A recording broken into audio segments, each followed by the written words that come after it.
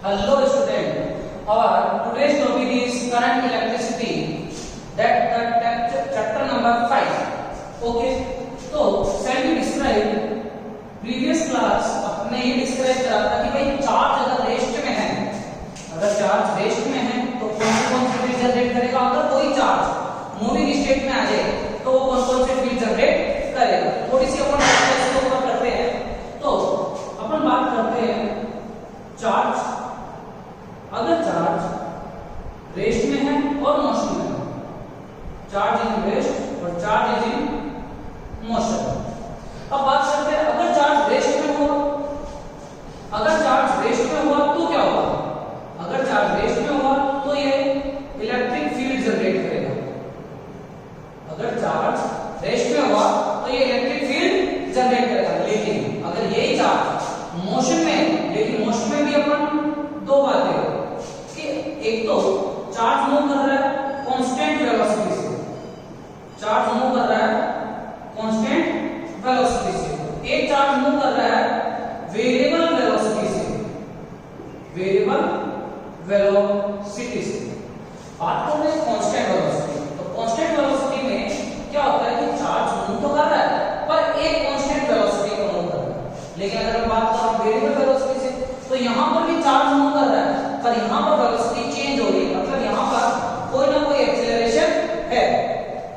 तो अगर charge constant velocity से मूव करेगा तो ये जो चीज मूव जनरेट करेगा वो करेगा अपनी इलेक्ट्रिसिटी, जिसको अपन बोलते हैं करंट,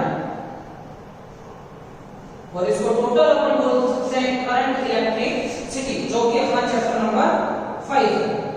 तो फिर अगर मान लो चार्ज वेरिएबल वेलोसिटी से मूव करे तो अगर चार्ज वेरिएबल वेलोसिटी से मूव करेगा मतलब जिसकी वेलोसिटी चेंज होती रहती है, जिसकी वेलोसिटी टाइम के रेस्पेक्ट में चेंज होती रहती है, तो वेरिएबल वेलोसिटी से अगर कोई चार्ज मूव करेगा तो वो चीज जनरेट करेगी इलेक्ट्रोमैग्नेटिक वेव्स।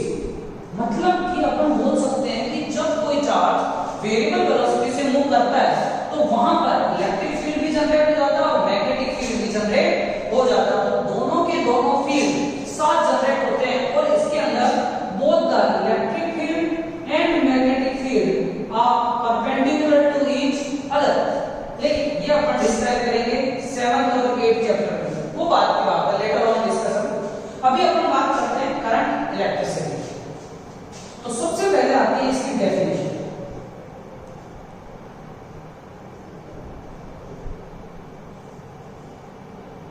डेफिनेशन की बात करें तो करंट की डेफिनेशन क्या होती है। तो करंट मतलब चार्ज, और चार्ज क्या होना चाहिए, चार्ज होना चाहिए मोशन में, और मोशन भी किसमें होना चाहिए, कांस्टेंट वेलोसिटी पर। तो मैं बोल सकता हूं the charge flow with respect to time, the charge flow with respect to time is known as current electricity. तो डेफिनेशन क्या होगी, charge flow with respect to time is known as current। तो जब चार्ज का flow time के respect में होता है, मतलब जब चार्ज टाइम के रेस्पेक्ट में फ्लो करता है, जब चार्ज टाइम के रेस्पेक्ट में प्रवाहित होता है तो इसे अपन बोलते हैं विद्युत धारा, जो अपना ये चैप्टर है। हिंदी में करंट इलेक्ट्रिसिटी को बोलते हैं विद्युत धारा। तो बात करते हैं अपन विद्युत धारा की। तो यहां पर डेफिनेशन क्या हो जाएगी, charge flow with respect to time, या फिर एक और अपन डिस्क्राइब कर सकते हैं the rate of change of flow of charge, flow of charge is also known as current. तो अब कैसे होगा, आगे डिस्कशन करते हैं इसका। तो अपन बात करते हैं कि करंट को डिस्क्राइब करते हैं जैसे current is equals to charge upon time. मतलब कि मैं बोल सकता हूं विद्युत धारा बराबर होता है आवेश बटा समय, मतलब आवेश प्रवाह की दर धारा कहलाती है। हिंदी में लिखे तो यहां पर अपन लिख सकते हैं आवेश प्रवाह की दर धारा कहलाती है।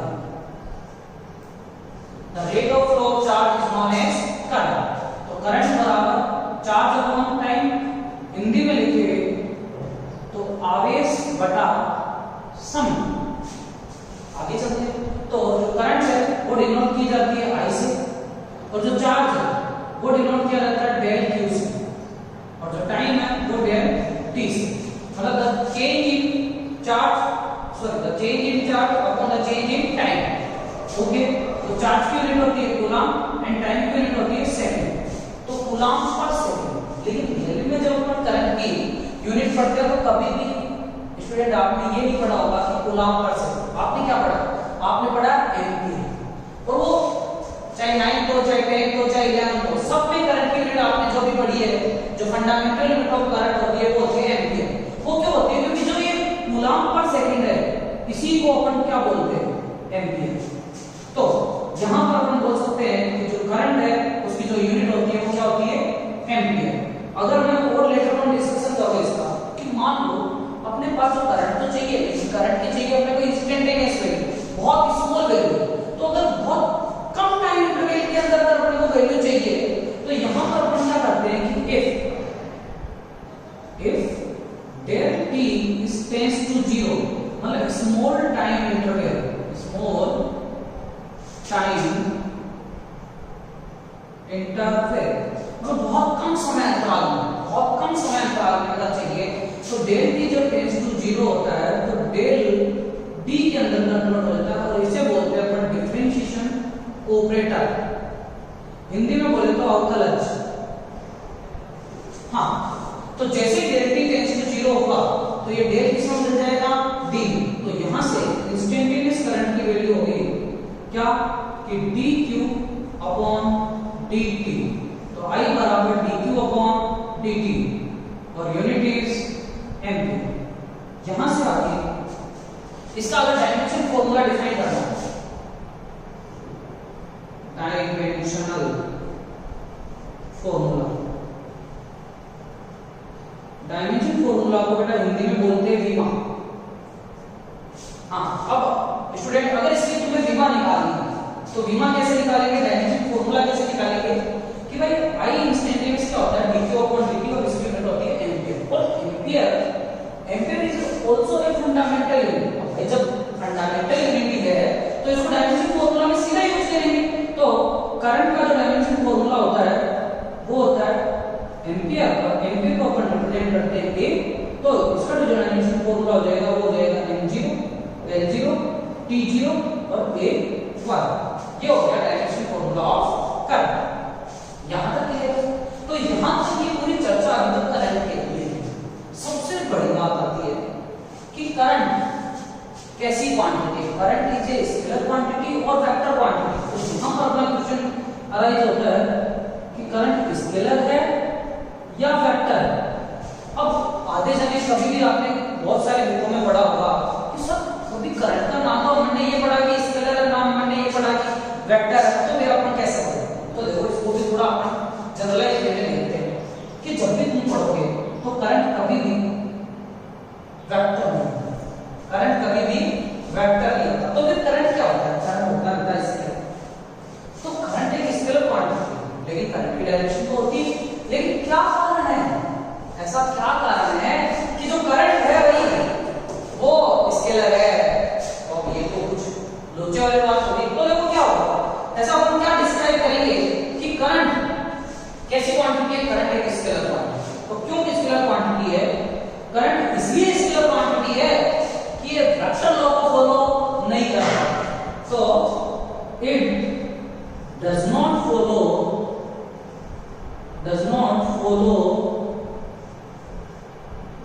the vector law of addition, vector law of addition। अब अगर ये वेक्टर लॉ को फॉलो नहीं करेगी तो करंट कैसी क्वांटिटी होगी? स्केलर क्वांटिटी होगी। मतलब ये वेक्टर को फॉलो नहीं करेगी, अगर वेक्टर लॉ को फॉलो नहीं करेगी तो करंट कैसी क्वांटिटी है?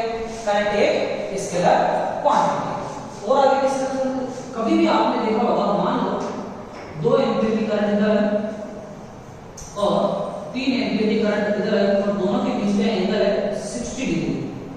तो यहां पर जब भी करंट रिजल्टेंट निकालेंगे तो क्या इनका आज तक वेक्टर एडिशन या पैरेललोग्राम को लगाओगे कि r स्क्वायर बराबर p square square plus 2pq cos theta, नहीं ना, ये आज तक नहीं लगाया होगा मेरे हिसाब से 9, 10, 11 और 12 में भी थोड़ा बहुत तो डिस्क्राइब कर ही लिया होगा। कभी आपने यहाँ पर दो करंट को जोड़ने के लिए वेक्टर लोड नहीं लगाया तो फिर क्या करेंगे? तो ये सिंपल से एल्जेब्रिक सम होता है, ये दो इधर आ रही है, तीन इधर आ रही है, तो टोटल 5 एम्पीयर, मतलब सिंपल तरीके से 2 + 3, इसको अपन बोलते हैं एल्जेब्रिक सम। एल्जेब्रिक सम तो ये एक स्केलर की तरह जुड़ रहा है। एल्जेब्रिक सम कब होता है? जब क्वांटिटी क्या हो? स्केलर। तो ध्यान रखना, करंट एक स्केलर क्वांटिटी होती है। क्यों स्केलर क्वांटिटी होती है? क्योंकि ये वेक्टर लॉ को फॉलो नहीं करता। अब तुम वापस बोलो कि सर हमने एक चीज पढ़ी है कि करंट कौन सी क्वांटिटी है? करंट एक स्केलर क्वांटिटी है, लेकिन इसमें डायरेक्शन तो होती है। ये चीज दिमाग में आ गई होगी कि सर करंट बात करते हैं आगे, तो करंट एक स्केलर क्वांटिटी है लेकिन फिर भी इसमें डायरेक्शन होती है, करेक्ट? कि जैसे मान लो मैं एक कंडक्टर लेता हूं, इस कंडक्टर के को मैंने एक पॉजिटिव सप्लाई और एक नेगेटिव सप्लाई से जोड़ा, मतलब बैटरी से जोड़ा, तो ये क्या करेगा? इधर एक पॉजिटिव फील्ड जनरेट करेगा और इधर एक नेगेटिव फील्ड जनरेट करेगा। तो भाई इसके अंदर इलेक्ट्रॉन होंगे ऑफ कोर्स होंगे और बहुत सारे होंगे, अपन थोड़ी बहुत चर्चा कर लेते हैं। तो ये इलेक्ट्रॉन पर नेगेटिव चार्ज होगा, नेगेटिव क्या करेगा? रिपेल करेगा, तो ये जाएगा। और एक्शन इलेक्ट्रिक फील्ड की डायरेक्शन ऊपर होगी, इधर इलेक्ट्रिक फील्ड। और इसकी तुमने चर्चा पहले और दूसरे चैप्टर में कंप्लीटली करके कि इलेक्ट्रिक फील्ड होता है। तो यहां पर जो इलेक्ट्रिक फील्ड लगा, इस इलेक्ट्रिक फील्ड के कारण ये इलेक्ट्रॉन इधर मूव करा, और इलेक्ट्रॉन अगर इधर मूव करा तो जो करंट है उसकी डायरेक्शन इलेक्ट्रॉन के मोशन की डायरेक्शन के अपोजिट होती है। तो भाई इसका मतलब इलेक्ट्रॉन इधर मूव कर रहा है, करंट इधर मूव कर रहा है, करंट की जो डायरेक्शन है वो एक स्पेसिफाई आ गई। अब भाई क्या है कि करंट वेक्टर लॉ को भी फॉलो नहीं कर रहे हैं, करंट की डायरेक्शन भी होती है, तो दोनों चीज में घमासान युद्ध हो गया। कहानी यहां से शुरू होती है कि कुछ एक स्टूडेंट ये बोल रहे थे कि ये किसी क्वांटिटी होती है, स्केलर होती है। साफ क्यों स्केलर होती है? क्योंकि it doesn't follow the vector law of radiation. लेकिन कुछ एक काम हुए, कुछ एक बोले कि नहीं साहब ये जो होता है ये वेक्टर लॉ को फॉलो करती है, वेक्टर लॉ को फॉलो नहीं करती है पर इसमें डायरेक्शन होती है। तो बोला बेटा डायरेक्शन कैसे होगी? बोला जो एक्सटर्नल इलेक्ट्रिक फील्ड होता है उसी की डायरेक्शन होती है। क्यों? बोला एक्सटर्नल इलेक्ट्रिक फील्ड अगर इधर लगेगा तो इलेक्ट्रॉन इसके अपोजिट मोशन में होंगे, और अगर इलेक्ट्रॉन इसके अपोजिट मोशन में होंगे तो इलेक्ट्रॉन के मोशन के अपोजिट करंट की डायरेक्शन होगी। ठीक है भाई? अब आधे स्टूडेंट तो इसके ऊपर चर्चा कर रहे हैं, आधे स्टूडेंट इसके ऊपर कर रहे हैं। तो एक बहुत महान बाबा है जिनका नाम था एम्पियर, उन्होंने बोला भाई साहब ऐसे लड़ने की चिंता नहीं है कि ये जो क्वांटिटी होती है ये ना इसको तुम वेक्टर में काउंट कर सकते हो। क्यों? क्योंकि ये वेक्टर लॉ को फॉलो नहीं करती है। तो फिर सब किस पे करेंगे? बोला तुम एक काम करो, एक तीसरी क्वांटिटी ही खोजो जिसका नाम दिया उन्होंने टेंसर, और जिसको हिंदी में बोलते हैं प्रदिश। तो उन्होंने करंट को इसके अंदर इंक्लूड कर दिया। तो जो करंट है वो ना तो स्केलर है ना वेक्टर, करंट एक तीसरी ही क्वांटिटी है, उसे बोलते हैं टेंसर। तो ध्यान रखना, करंट ना तो स्केलर होती है ना वेक्टर होती है, करंट होती है टेंसर क्वांटिटी। अब थोड़ा सा आगे चलते हैं। तो इसमें क्या हुआ? क्वेश्चन है ना कि करंट इज ए, तो ऑप्शन में था A scalar, B vector, C tensor और डी नन ऑफ दीज। अब मेरे को ये बताओ कौन सा क्लिक करते हैं? कुछ एक स्टूडेंट्स ने तो 2-3 सेकंड में सोच लिया होगा कि यहां पर सर स्केलर पर क्लिक कर देंगे, लेकिन नहीं, इसके अंदर यहां पर टेंसर गिवन है बेटा, और जब टेंसर गिवन है तो इसका आंसर भी क्या होगा? टेंसर क्वांटिटी होगा। हां, अगर क्वेश्चन तुमसे अलग तरीके से पूछे, अब क्वेश्चन ये वही है कि करंट इज ए, लेकिन option A scalar, option B vector, option C option C मान लो none of this, option D both. अब कौन सा करेक्ट करोगे? तो यहां पर टेंसर कभी, और जब टेंसर नहीं है तो तुम्हें एक क्वांटिटी को ही सिलेक्ट करना पड़ेगा, तुम वेक्टर को कर नहीं सकते क्योंकि वेक्टर तो नहीं है। तो फिर किसको करोगे? तो इसको तुम्हें क्या करना पड़ेगा? इसके अंदर को क्यों करोगे? इसका रीजन है, इसका रीजन क्यों है? क्योंकि यह वेक्टर लॉ ऑफ एडिशन को फॉलो नहीं करता है। तो ये जो पूरी चर्चा हुई है ये अपनी करंट इलेक्ट्रिसिटी के बारे में होगी। यहां तक कोई क्वेश्चन, कोई क्वेरी, तो नीचे कमेंट सेक्शन में तुम अपनी क्वेरी भेज सकते हो। तो अपन आगे चलते हैं नेक्स्ट टॉपिक पर।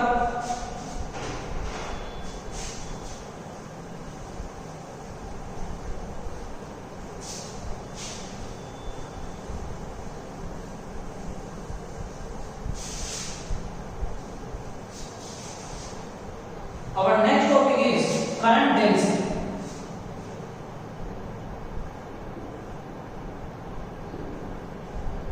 Current density, and which is represented by the J, capital J. अब करंट डेंसिटी की बात करते हैं तो डेंसिटी वर्ड जहां पर भी आ जाता है सबके दिमाग में एक चीज आती है कि सर डेंसिटी मतलब करंट में है, तो करंट में किसका डिवाइड कर दो? वॉल्यूम का। लेकिन कभी भी कोई भी कंडक्टर वायर है, क्या उसके वॉल्यूम से कोई करंट फ्लो होती है? क्या? कभी भी नहीं।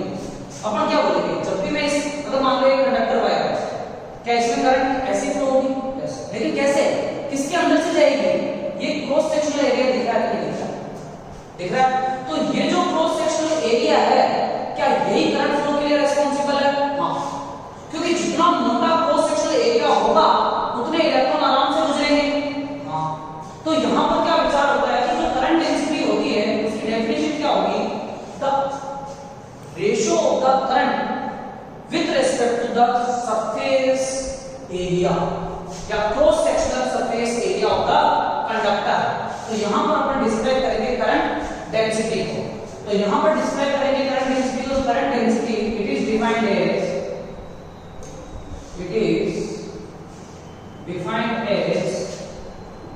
the current is flowing per unit of cross sectional area, per unit of cross sectional area. But the current density is defined as the current is flowing from the per unit of surface area. तो जहां तक बात करते हैं current density की, तो J is equal to I upon A। तो I क्या हो गया? तो यहां पर हम बोल सकते हैं I रेफर टू करंट और A refer to cross sectional area. Unit क्या होगी? करंट की यूनिट एम्पियर और एरिया की यूनिट मीटर स्क्वायर। एरिया की यूनिट मीटर स्क्वायर। तो यहां पर J क्या हो जाएगा?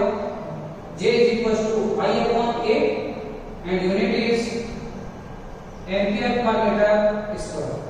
That is the equation number 1. अभी बात करते हैं क्या जरूरी थोड़ी है कंप्लीट एरिया से करंट फ्लो हो जाए। जैसे अभी मैं दो कंडक्टर को तुम्हें एग्जांपल देके बताता हूँ। देखो, एक मान लो ये कंडक्टर और एक मान लो ये कंडक्टर। इमेजिन करना है दोनों कंडक्टर, लेकिन दोनों की लेंथ बोलूं तो सेम है, लेकिन दोनों का अगर क्रॉस सेक्शनल एरिया बोलूं तो दोनों अलग अलग, दोनों का क्रॉस सेक्शनल एरिया अलग अलग और दोनों की लेंथ इक्वल। दोनों का क्रॉस सेक्शनल एरिया क्या है? अलग अलग, और दोनों की लेंथ क्या है? सेम है। तो क्रॉस सेक्शनल एरिया अलग अलग है। अब बात करते हैं इस पर कि अगर क्रॉस सेक्शनल एरिया अलग होगा, ये इसका क्रॉस सेक्शनल एरिया कम और इसका क्रॉस सेक्शनल एरिया ज्यादा, तो किसमें से इलेक्ट्रॉन आराम से गुजरेंगे?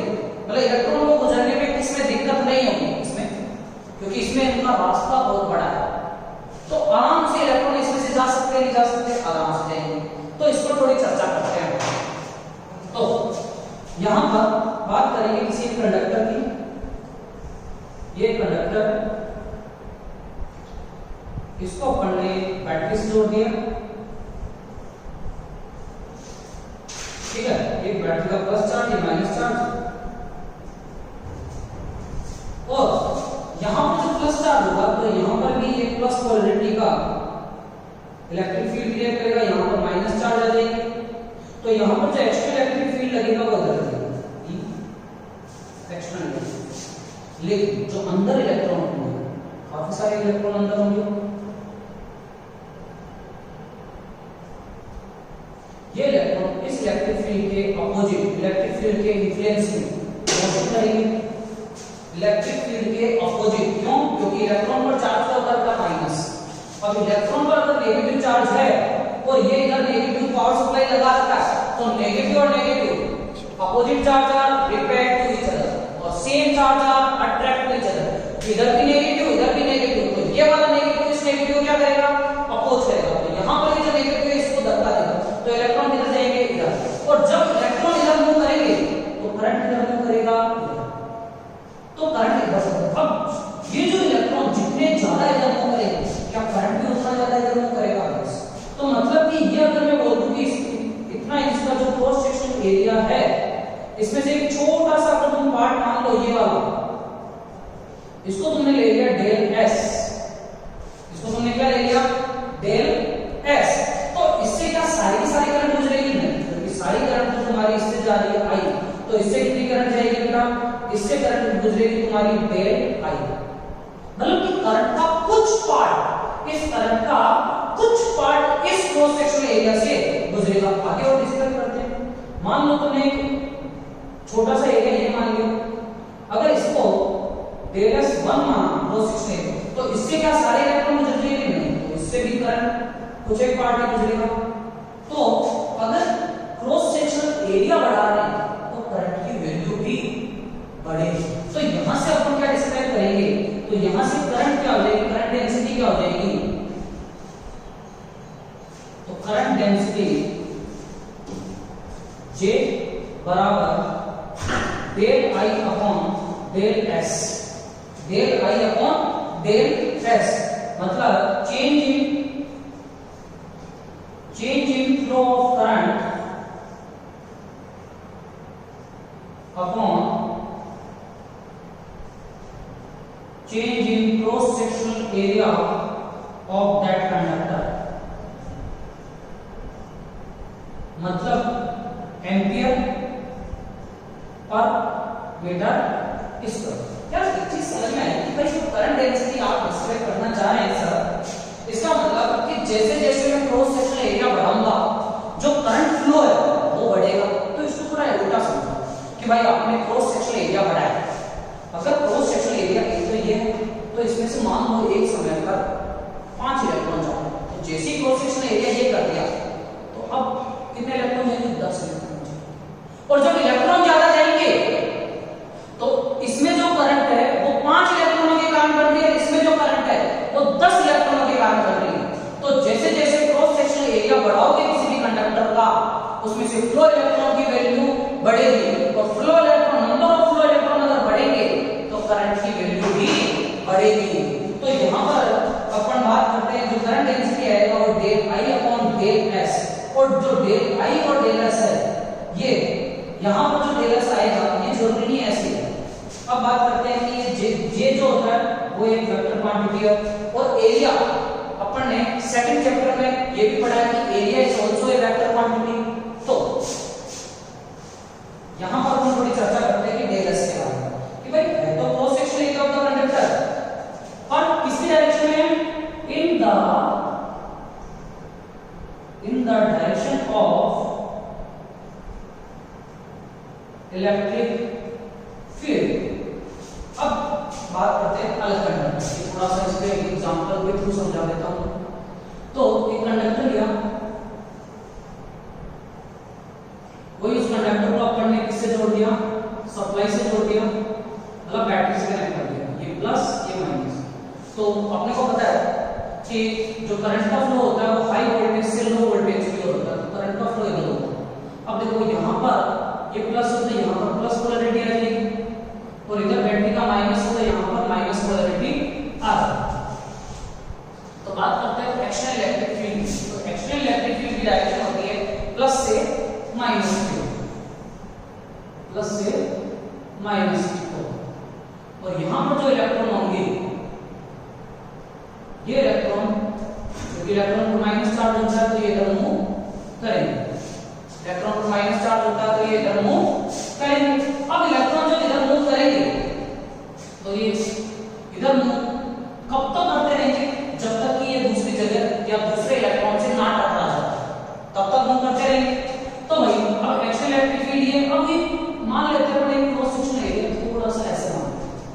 अब यहां पर इसका जो एरिया वेक्टर है वो यही है डेल एस, और अपने को इलेक्ट्रिक फील्ड की बारे में चर्चा करनी है इधर है ना, मोशन इधर हो रहा है तो इसका एक कंपोनेंट लेना पड़ेगा। तो थीटा के पास वाला जो कंपोनेंट होता है ये अपन पहले दूसरे चैप्टर में या 11th क्लास में पूरा डिस्क्राइब कर चुके हैं कि दो कंपोनेंट होते हैं। थोड़ा सा और डिस्क्राइब बता देता हूं कि मान लो ये x एक्सिस है, ये y एक्सिस है, तो यहां पर अगर कोई वेक्टर है a और इस वेक्टर का ये एंगल थीटा है, तो थीटा के पास वाला जो एंगल होगा कंपोनेंट होगा वो a cos theta, horizontal component और जो वर्टिकल कंपोनेंट होगा वो होगा a sin थीटा। तो यहां पर अगर ये डेल s है, थीटा के पास वाला जो कंपोनेंट होगा वो डेल s cos थीटा। तो यहां से जो करंट डेंसिटी है तो जो कौन है जो इलेक्ट्रिक फील्ड की डायरेक्शन में या इलेक्ट्रिक फील्ड के अलोंग है, यहां पर या तो direction of the electric field या अलोंग द इलेक्ट्रिक फील्ड भी लिख सकते हैं। तो देखो यहां से जो करंट डेंसिटी है उसकी वैल्यू क्या हो जाएगी, तो current density is equals to del I upon del S, तो यहां पर क्या आएगा del S cos theta. Okay यहां तक ओके, तो इसको अपन इधर दे सकते हैं, तो यहां पर आ गया डेल आई बराबर जे डेल एस cos थीटा। आगे बात करते हैं जे डेल एस cos थीटा, ये भी वेक्टर क्वांटिटी है, ये भी वेक्टर क्वांटिटी है, दो वेक्टर क्वांटिटी में अगर cos थीटा आ जाता है तो अपन ने 11th क्लास में एक वर्ड पढ़ा है स्केलर प्रोडक्ट।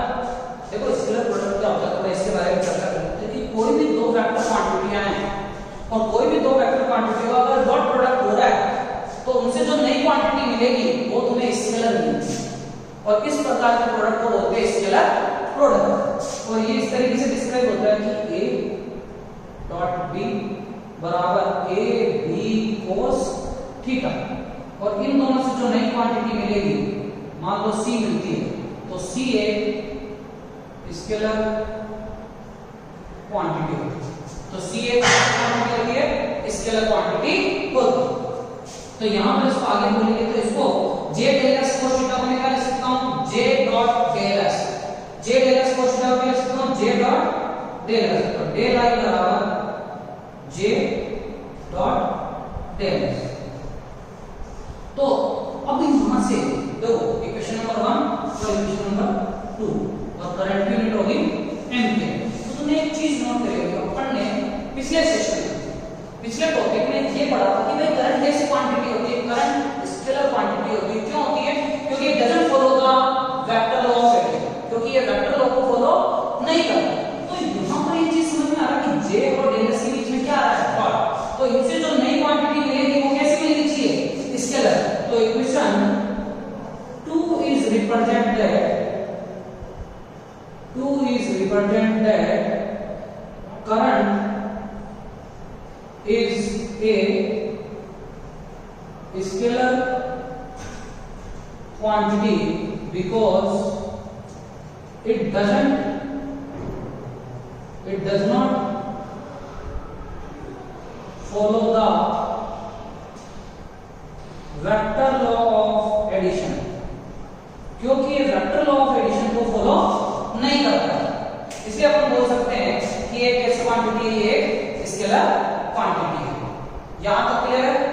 और ये टॉपिक जो करंट डेंसिटी का टॉपिक है ये यहां पर कंप्लीट होता है। तो अपने आज यहां पर दो टॉपिक हो गए, एक तो हो गया करंट और एक हो गया करंट डेंसिटी। थोड़ा सा 2 मिनट में अपने इनका रिवाइज कर लेते हैं। तो करंट की बात करते हैं। सबसे पहले करंट क्या होती है, the rate of flow of charge is known as current, मतलब विद्युत धारा क्या होती है, आवेश प्रवाह की दर विद्युत धारा कहलाती है। दूसरा आता है करंट डेंसिटी या धारा घनत्व, इसको हिंदी में बोलते हैं धारा घनत्व। और करंट डेंसिटी क्या होती है, current density is defined as the current flowing per unit of surface area या per unit of cross sectional area of the conductor. कि मतलब किसी अनुप्रस्थ काट के, प्रति एकांक अनुप्रस्थ काट के क्षेत्रफल में से गुजरने वाली धारा, प्रति एकांक अनुप्रस्थ काट के क्षेत्रफल में से गुजरने वाली धारा विद्युत धारा घनत्व कहलाता है। और ध्यान रखना, विद्युत धारा एक प्रदिश राशि है या इसके अपन अदिश राशि में बोल सकते हैं, क्योंकि यह सदिश नियमों का पालन नहीं करती है, because it doesn't obey the vector law of addition. Okay, thank you.